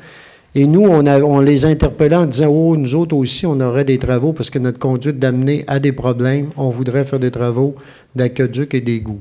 Donc, mais là, ça évolue. Et voici le résultat de l'évolution, en tout cas, une possibilité de résultat. M. Bouchard. Oui, alors il y a une entente parce qu'en fait, on se combinerait aux travaux que le MTQ va faire. On parle d'un projet qui pourrait osciller autour de 4,8 millions, dont 1,3 million serait à la charge de la ville pour ce qui concerne le remplacement des conduites. Mais bien évidemment, aussi, on va avoir plein de questions en ce qui concerne l'aménagement dans les emprises, soit là, au niveau du trottoir, puis cyclable, au niveau de l'intégration de la végétation. Peut-être qu'il y aura d'autres corrections à faire aux intersections aussi, peut-être pour les rendre encore plus sécuritaires. Alors bref, ça c'est une partie du projet qu'on annonce aujourd'hui, là, avec une belle entente au niveau du MT. Donc c'est une belle entente avec le ministère, effectivement, et qui pourrait nous mener effectivement, oui, à certains résultats, mais aussi à de l'aménagement. Oui. Du boulevard. Il faut dire que c'est un projet qui s'est annoncé et qui va se réaliser sur une fast track. Là, il y a de la rapidité. Alors, on parle de 2020. Là. 2020. Ouais. Donc, on va rapidement nous mettre un comité multidisciplinaire avec le ministère là-dessus pour avancer, pour faire travailler chaud. OK? Ça pourrait même inclure peut-être des représentants des commerçants aussi sur Monseigneur de Laval, là. Donc, c'est intéressant. C'est un beau projet là qu'on peut commencer à envisager. Donc, est-ce qu'il y a une proposition? Monsieur le maire, oui, excusez, avant de faire simplement une question de clarification. Oui. Est-ce que, parce que ça a éveillé mon attention, votre dernière phrase, est-ce que... non, mais c'est parce que ça fait assez longtemps qu'on parle de ce projet-là. Oui. Est-ce qu'on peut penser ou comprendre ou croire ou espérer, je ne sais pas lequel des verbes... Aïe, aïe. Non, que ce serait une façon de réaliser la fameuse traversée d'agglomération? Ou est-ce que c'est... Peut-être. Il faut faire attention à nos mots. Faisons attention à nos mots. Pour ça, je fais attention. Parce que oui, parlons pas de traverse d'agglomération, je pense. Surtout pas au MTQ. Non, parce que... mais okay. Par contre, effectivement, c'est pas pour rien que je la mets, on en a parlé un peu, ça nous ouvre là à des bonnes discussions avec le ministère, puis à date, ça va bien. Et peut-être ça nous ouvre, mais c'est sûr que à certaines possibilités. Là, M. Bouchard en a fait parler tantôt, certaines intersections, améliorer la sécurité, peut-être continuer le CITLAB qu'on a fait. Vous savez, on parle souvent de se rendre jusqu'au pont là, de la rivière du Bras sur Monseigneur de Laval. Ben là, je pense qu'on a une occasion là, de réaliser certaines choses. Un projet d'asphalte, oui, parce que c'est important, ça, c'est clair. Mais on veut surtout un projet d'aménagement. Oui, aussi. Hein? Alors en même temps. Que tout ça se combine. Et on pense que ça ouvre des possibilités. Ouais. Donc, oui, M. Fizette. Moi, je voudrais féliciter, en fin de compte, applaudir les résultats de cette concertation entre la Ville et le ministère parce que, évidemment, le ministère n'était pas obligé à ça, et de un. Et de deux, la Ville se devait de faire refaire ses infrastructures. Alors, il aurait été dommage de revenir après le ministère des Transports pour toutes les affaires qu'ils ont faites pour pouvoir faire des infrastructures. Fait que je pense que la concertation entre les deux organismes était essentielle ici, là. Ça va? Merci. Donc, une proposition là-dessus là, pour aller vers... donner un mandat pour continuer de négocier, hein, puis d'arriver à une entente là-dessus. Donc, est-ce qu'il y a une proposition? Je vais l'appuyer. M. Fortin, avez-vous mentionné qu'on était dans un secteur PPU où j'ai les... Non, je ne l'ai pas dit. OK. Donc, on est dans un secteur PPU, donc il y aura de la consultation abondante à ce niveau-là et des consultations aussi. Il va y avoir de la consultation, mais là, il faut comprendre aussi, on va en faire, on va travailler là-dessus, puis c'est notre objectif. Mais je rappelle qu'on parle de 2020, on parle de fast-track, et ça, là, on a retardé le ministère, nous, là, mais à un moment donné, il va y avoir des limites à nos possibilités. Il faut se rappeler ça. Là. OK? Monsieur le maire, une autre question par rapport à ça.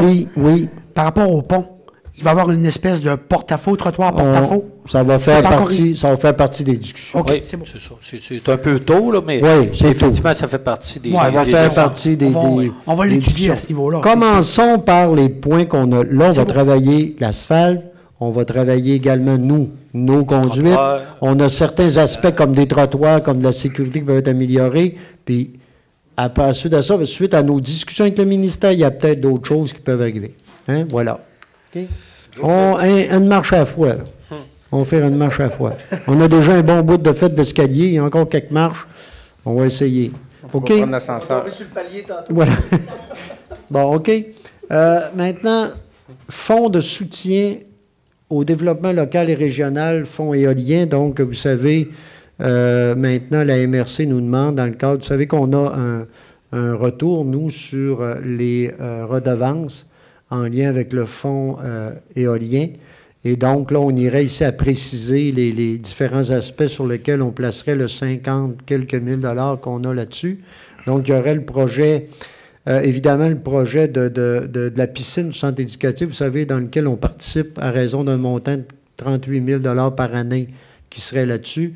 Et il y aurait également le projet de rampe séparatrice des équipements, le contenu. En fait, maintenant, vous savez, la Fédération de hockey nous demande pour les plus jeunes de pouvoir jouer sur une patinoire dans le sens... une demi-glace. En demi-glace, de diviser la patinoire et de travailler dans l'autre sens. Donc, on irait là, pour l'achat de rampes qui permettaient cette activité-là. Donc, dans lequel il y aurait le fonds éolien. Il y aurait une subvention du FRIL qui est demandée, puis il y aurait également une contribution là, de l'Association du hockey mineur de Charlevoix-Ouest pour 2000. C'est un projet global, tout inclus, la piscine plus ça, de 57 115 $. Ce qu'on demande au fonds éolien, c'est 53 315 $. Donc, ici, il y a une proposition. Je secondé. Donc, M. Duchesne appuyé de M. Pilote. Puis il y a aussi, juste pour ajouter... Et si jamais on réussit à le faire à moins cher, on va le faire dans d'autres équipements. En tout cas, tant mieux, si on réussit moins cher. À la demande du directeur du service loisir. Ouais. Si on peut le faire à temps. Oui. OK. Si je me trompe. Oui. Si je ne me trompe pas aussi, là, il y avait un abreuvoir aussi là, qui serait là, installé du côté du centre éducatif Saint-Aubin à l'extérieur. Il y avait, c'est là-dedans aussi. Oui, ça qui avait été présenté. Ça, c'est toujours aussi dans la démarche Agenda 21 sur les terrains extérieurs d'apporter les gourdes d'eau et de remplir leurs gourdes d'eau au lieu de. Vous avez raison, M. Pilote, c'était un petit point que j'avais oublié. Vous avez raison. Voilà. Maintenant. Donc, ça va pour tout le monde là-dessus? Oui. Maintenant, on appelle anneau de glace, c'est plus un sentier de glace. Donc, vous savez, il y avait déjà qui était porté, entre autres, par M. Pilote, M. Duchesne également, là, qui faisait valoir l'importance à l'époque d'un anneau de glace pour les citoyens de Baie-Saint-Paul. On a regardé dans quel secteur ça pourrait être, et là, on arriverait avec un sentier qui pourrait être dans le secteur du centre éducatif Saint-Aubin, dans le Boisé, là-bas, si je ne me trompe pas. Et donc, on parle ici d'un montant. Et là-dedans, on irait dans une demande de subvention, une partie de ça au niveau du Fonds de développement des territoires. Vous savez que chaque municipalité a droit à 10 000 $ en loisirs, en équipement de loisirs, dans le Fonds de développement des territoires auprès de la MRC. Donc, on demanderait, nous, notre 10 000 $ pour ça. Par contre, c'est un projet de 75 000 $. Il y aurait 60 000 $ qui seraient dans le fonds de roulement, 10 000 $ qui viendraient du FDT et un 4 000 $ qui est en demande là, au niveau, entre autres, qui pourrait être le FRIL. Entre autres, il y a une demande qui est faite. Donc, voilà. Puis c'est un projet qui pourrait être réalisé pour l'hiver prochain. C'est ça. Voilà. C'est beau? Est-ce que j'ai une proposition? Je vais le proposer. Pour qu'on demande notre argent au niveau du Fonds de développement des territoires. Et je vais l'appuyer. Appuyer. Bon, M. Pilote, appuyé de M. Duchesne. Ça va? Si je peux ajouter? Oui, vous pouvez ajouter. Oui, le projet, dans le fond, de sentier de glace, là, c'est un projet que... au niveau des loisirs qu'on avait déjà depuis quelques années. Je crois que c'est un projet qui va être porteur pour des gens de tous âges, qui va pouvoir aussi là, devenir diversifier l'offre en matière sportive ici à Baie-Saint-Paul, d'avoir aussi là, un sentier de glace illuminé dans un secteur boisé. C'est quand même une bonification de l'offre parce qu'il n'y en a pas là, dans Charlevoix, vraiment dans un secteur boisé comme ça. Fait que des plus jeunes aller aux personnes plus âgées vont pouvoir venir utiliser ce sentier-là, de pratiquer l'activité physique aussi. On sait que pratiquer l'activité physique, c'est un cheval de bataille aussi des gouvernements publics. Donc, je vous invite cet hiver à venir essayer cette infrastructure dont nous avons très hâte d'inaugurer. Bien sûr, pour ne pas attraper froid, M. Fizette. OK. Maintenant, merci, M. Pilote. Donc, maintenant, patin libre. Donc, vous savez, l'activité patin libre reviendrait cette année. Ça venait l'an passé. Hein, c'est comme une résidence, en fait, sportive en patin acrobatique ou presque, là. Et donc, il y aurait lieu à l'Arena, qu'il y aurait des collaborations également avec Maison Mère. Ici, nous, on irait, là, l'activité aurait lieu en octobre. Et donc, sur 2 semaines. Et donc, évidemment, là, la participation de la Ville serait la fourniture de la glace de l'Arena, qui est évaluée autour de 7 000 $. Puis également, il y aura du support technique de notre service de loisirs, évidemment, par rapport, entre autres, là, par rapport à ça. Donc, c'est une belle activité. L'an passé, je pense qu'on a pu assister certains à une des... Puis c'était vraiment bien. Donc, est-ce qu'il y a une proposition là-dessus? Je vais le proposer. M. Boudreau, appuyé de M. Fizette. Maintenant, la Kermesse, vous savez, la Kermesse, c'est une organisation sans but lucratif qui a comme objectif d'amasser des fonds pour différentes activités, mais en particulier pour les jeunes. Donc, on irait là, pour un montant de 150 $ pour une de leurs activités. Donc, est-ce qu'il y a une proposition? Je vais le proposer. M. Boudreau? Je vais l'appuyer. Appuyer M. Pilote. Maintenant, l'éveil charlevoisien. Donc, une autorisation. C'est un organisme communautaire, on le sait, les veilles en santé mentale. Donc, ils veulent vendre des biscuits sourires au coin de la rue Saint-Jean-Baptiste en face de la Caisse populaire. Donc, le 16 septembre et le 19 septembre entre midi et 13h30. Donc, est-ce qu'il y a une proposition? Je vais le proposer. Monsieur Boily, qui est appuyé de M. Pilote. 16 et 19 septembre entre midi et 13h30. Maintenant, correspondance du mois d'août. Les membres du conseil en ont eu copie, ont pu en prendre connaissance. Est-ce qu'il y a d'autres questions ou commentaires là-dessus? Ça va? Les chèques maintenant, monsieur, les chèques donc de 25 000 et plus. Monsieur Bouchard. Alors, dans le fonds d'administration, on a totalisé des dépenses de 613 418 et 60 sous, avec un seul chèque de 25 000 et plus, là, au montant de 406 479 et 27 sous. Ça, c'est à la MRC de Charlevoix pour les diverses cotes-parts dans lesquelles on contribue. On a au fonds d'investissement maintenant un premier chèque au garage Jean-Roch Thibault pour l'achat d'un véhicule au service d'urbanisme au montant de 43 983 et 69 sous. À surcote pour les travaux qu'on a réalisés à nos stations de pompage. Donc, là-dedans, il y a deux décomptes principalement. Alors, un déboursé de 250 350 et 42 sous. On a à Construction Éclair pour le déplacement. En fait, on avait des boileurs à déplacer. On a, en fait, pour et en lien au projet de l'Aréna, un déboursé de 783 702 et 61 sous. Un autre paiement aux entreprises Jacques Dufour pour différentes interventions reliées aux inondations. Ça fait qu'il a fallu faire des travaux temporaires de réparation. Alors, on a des paiements pour un paiement de 36 670 et 94 sous. Et FBC Incorporé pour la réfection de glissière de sécurité, un paiement de 102 146 et 43 sous. Alors, il y en a un autre. À nouveau, à Turcotte, pour le poste de pompage, un déboursé de 81 641 et 71 sous. Alors, c'est déboursé de 25 000 et plus additionné aux autres de 25 000. Et moins totalise 1 399 629 et 6 sous. Voilà, ça complète la lecture des comptes, M. le maire. Merci, M. Bouchard. Est-ce qu'il y a des questions là-dessus? Sinon, une proposition pour l'adoption des comptes? Je vais le proposer. M. Boudreau. Appuyé de M. Fizette.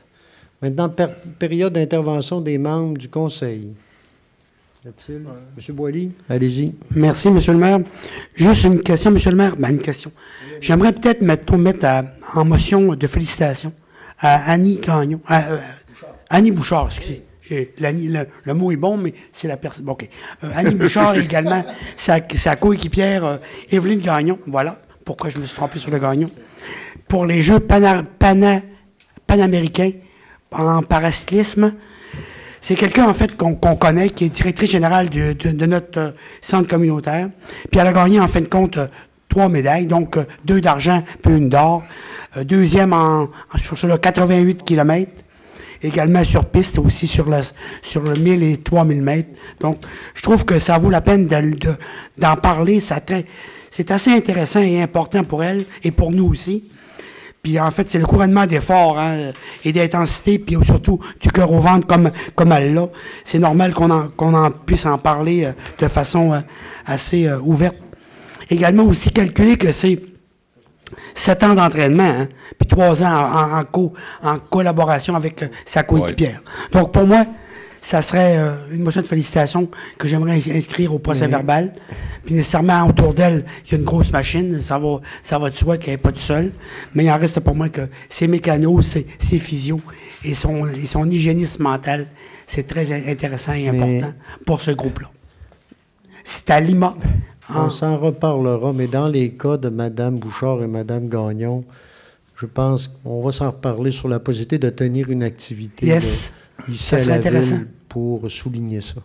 Ça serait très intéressant. On va s'en reparler. Ouais. Oui, OK. Oui. Merci. Oui. Très brillant. Oui.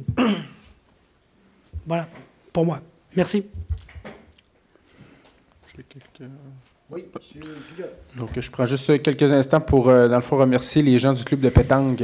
Le 31 août dernier, j'ai eu la chance, là, avec M. Fortin, on est allé voir le tournoi de fin de saison à la pétanque. C'est vraiment, j'ai bien aimé cette activité-là. On a en même temps pris le temps de féliciter les gens qui ont récolté des médailles là, des points durant l'été. Je vous félicite, je vous invite à continuer aussi de demeurer actifs. Pour certains, c'est un loisir aussi, là, plusieurs soirs par semaine. On sait que c'est en demeurant actif comme cela qu'on s'éloigne de la maladie. Donc, je vous invite à continuer vos saines habitudes de vie comme ça et à participer dans la collectivité. Oui, d'autres? Madame Lamy? Ce soir, je suis à la fois contente et à la fois déçue.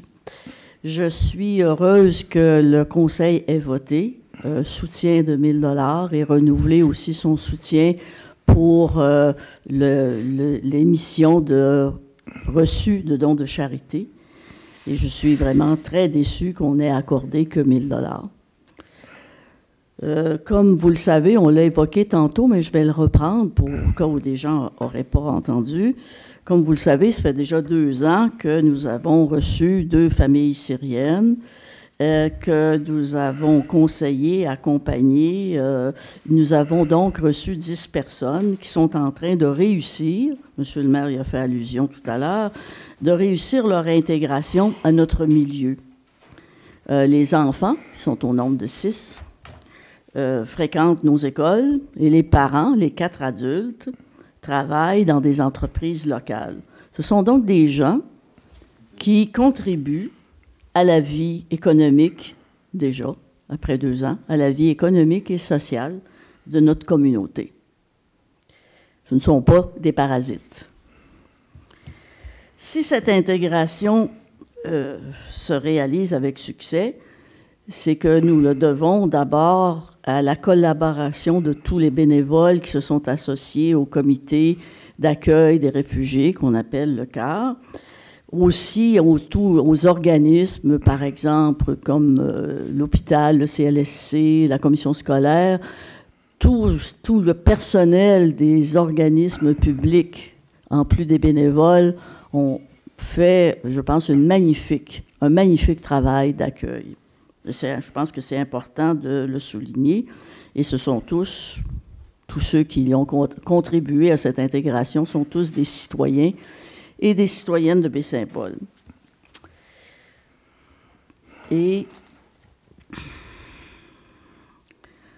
je veux revenir sur la contribution du comité d'accueil parce que l'intégration, je le mentionnais tantôt, pour ceux qui comprennent peut-être pas ce que ça signifie, c'est pas juste de leur dire bonjour quand ils arrivent, c'est les accompagner pour régler toute la bureaucratie gouvernementale, les cartes d'assurance maladie, ouvrir un compte à la caisse. Faut pas oublier que ces personnes-là, par leur affiliation culturelle, ce sont des Arabes, des Syriens, qui sont évidemment dans une culture très différente de la nôtre. Il y a l'obstacle de la langue, mais il y a aussi tout un contexte social qui est fort différent et qui nécessite donc un accompagnement très suivi, même dans les plus petites choses, jusqu'à ce qu'ils puissent en fait voler de leurs propres ailes. Et je pense que la ville de Baie-Saint-Paul, et je veux le signaler, je l'ai signalé tantôt, a aidé à appuyer cette démarche d'accueil par justement les services de la trésorerie qui a émis des reçus de charité et qui a aussi nous a aidé à gérer notre petit trésor de guerre, si on peut dire. Petit trésor de guerre qui actuellement a besoin d'être engraissé parce qu'on a calculé que pour l'accueil d'une famille dans 1 an, pour la première année, en tout cas avant que les revenus augmentent et puis qu'ils se mettent au travail, c'est une vingtaine de mille de dollars. 20 000 $. Nous en avons actuellement en caisse 10 000. Donc, je fais appel à votre générosité, j'en profite. Par contre, là où je suis très triste, c'est parce que je trouve que 1 000 $, c'est un effort insuffisant de la part du conseil de la ville. Insuffisant, je ne ferai pas de comparaison, mais déjà ce soir, hein, on a fait On appuie le marché de Noël, c'est très bien. Il y a plein de choses qu'on appuie. Puis, aussi, on donne quand même généreusement aussi, peut-être qu'on pourrait donner plus pour nos familles qui sont dans le besoin. Mais j'ai fait un petit calcul rapide. J'ai regardé, par exemple, dans la liste de nos subventions au budget de l'année dernière, pour les services à proprement parler qui s'adressent à nos familles démunies, j'en ai compté à peu près 25 000 $, comme ça, rapidement. Il y a aussi tout l'effort que le Conseil fait, et donc on fait des efforts pour nos démunis, contrairement à ce que certains pensent. Il y a tout le logement social, qui est appuyé, je pense, aux 5 clochers, où on a quand même mis plusieurs millions de dollars. Tout le soutien au logement social à Baie-Saint-Paul, il y en a beaucoup. Je vous fais grâce des chiffres, et puis je trouve que c'est très bien, puis peut-être qu'on pourrait faire plus. Mais je comprends difficilement qu'on ne puisse pas, comme conseil, considérer qu'ici, nous avons affaire à une œuvre humanitaire qui nécessite aussi un appui important. Vous savez, les réfugiés, c'est pas de gaieté de cœur qu'ils mettent, comme on dit, comme le disait un poème de CBC, Radio-Canada, qu'ils mettent leurs enfants dans des bateaux. Pourquoi? Parce que l'eau est plus sécuritaire que la terre pour beaucoup d'entre eux. Et souvent, ils y trouvent tous la mort, d'ailleurs, beaucoup d'entre eux. Alors, moi, je pense que devant cette catastrophe humanitaire, je trouve que notre petit 1 000 $, c'est bien, mais j'aurais souhaité, moi, que ce soit beaucoup plus. Merci, Mme Lamy. D'autres commentaires? M. Fizette? Pour aller dans le sens de Mme Lamy, ce qu'il faut surtout comprendre quand il arrive des réfugiés dans un patelin comme le nôtre, c'est qu'on fait face au phénomène de la migration. Dans le phénomène de la migration, vous avez l'émigration, puis vous avez l'immigration. Dans l'émigration, c'est que la personne apprend à faire son deuil de tous les schémas qui ont contribué à son développement pour s'en venir dans un milieu où les schémas sont totalement différents.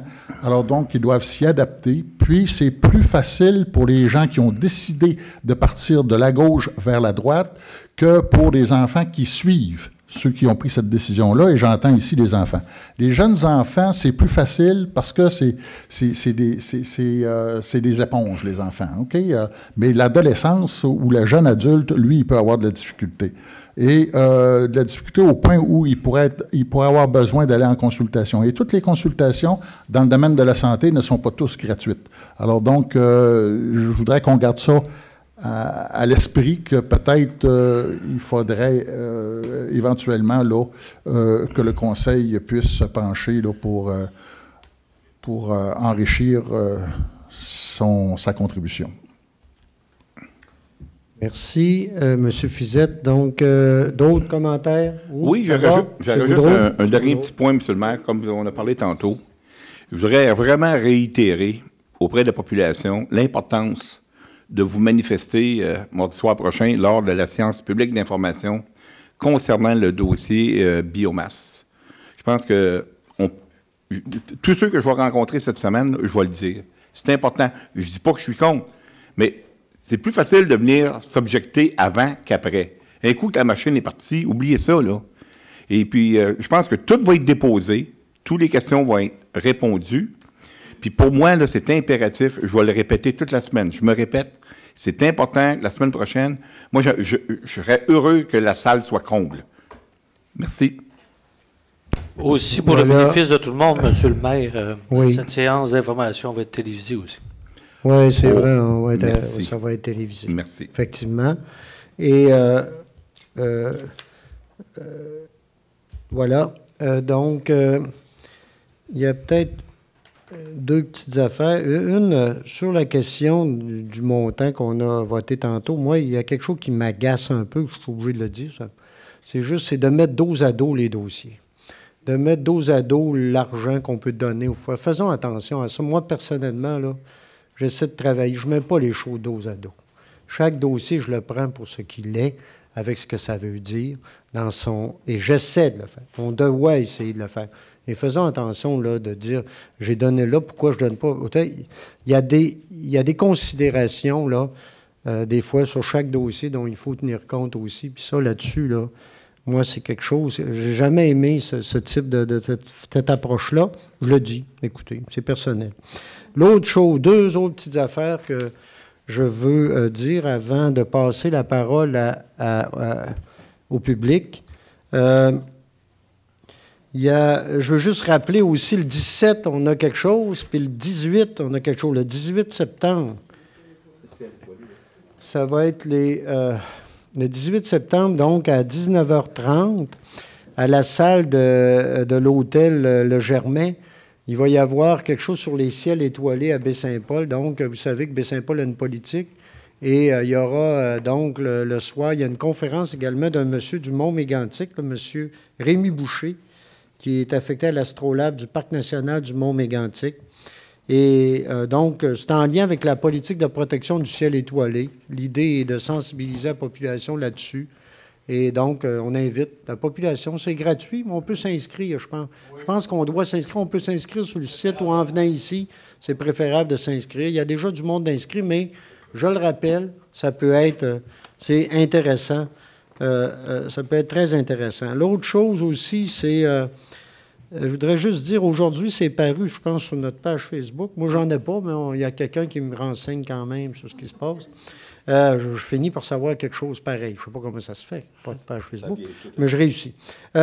Donc, simplement vous dire que dans le cadre de la Semaine des municipalités, un bon coup du ministère des Affaires municipales hein, sur son site, Baie-Saint-Paul sera là avec le projet. Et là, donc, pour le projet, je fais ma part. Vous vous souvenez, là, en lien avec l'agenda 21, puis à l'initiative de notre directeur général, M. Martin Bouchard, qui avait parlé de sa fameuse fable du colibri, là, en lien avec le développement durable. Vous savez qu'il y a eu toute une activité avec les enseignantes, certaines enseignantes de l'école Forgette, avec des jeunes, avec plein de monde. Puis ça, même, il y a eu, écoutez, de la présentation des parents. On parle autour de toute cette activité-là, autour de quasiment une couple de 1000 personnes qui ont été rejointes. Et cette activité-là va faire partie là, je voulais simplement le souligner. C'est important de souligner. On parle des bons coups, des succès. C'est un bon coup. C'est une belle activité, vraiment intéressante, et qui est soulignée dans le cadre du ministère.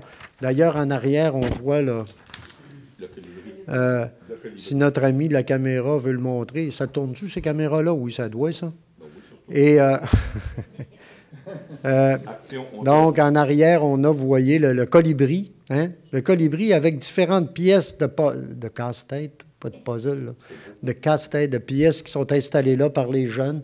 Et vous avez aussi chacun là, qui a signé hein, ces choses-là, donc les jeunes qui ont participé à ça. Donc, c'était une pièce collective qu'on garde ici qui est vraiment intéressante. Voilà, je complète là-dessus. Oui, M. Fizette. Oui, je veux revenir sur la question du ciel étoilé. Parce que j'entends souvent des gens qui disent « Ah, le ciel étoilé, les étoiles dans le ciel, ça peut me foutre, moi, de voir les étoiles sont là, tu sais, bon. » Mais ce qu'il faut surtout comprendre par le contrôle de la lumière artificielle, c'est que la lumière artificielle a un impact direct sur la biodiversité.